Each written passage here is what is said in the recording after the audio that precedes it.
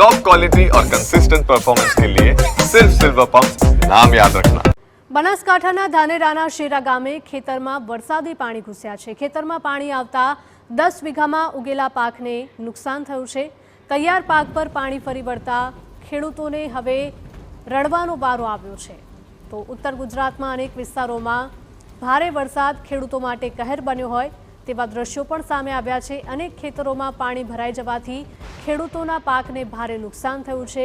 ખેડૂતોએ વાવણી કરેલો ઊભો પાક હવે આ વરસાદી પાણીએ ધોઈ નાખ્યો છે। ધાનેરાના શેરા ગામના દ્રશ્યો કે જ્યાં ખેતરમાં વરસાદી પાણી ઘૂસ્યા છે। ખેતરમાં પાણી આવતા 10 વીઘામાં ઉભેલા પાકને ભારે નુકસાન પહોંચ્યું છે। તૈયાર પાક પર પાણી ફરી વળતા ખેડૂતોને મોઢામાં આવેલો કોળિયો જાણે કે છીનવાઈ ગયો।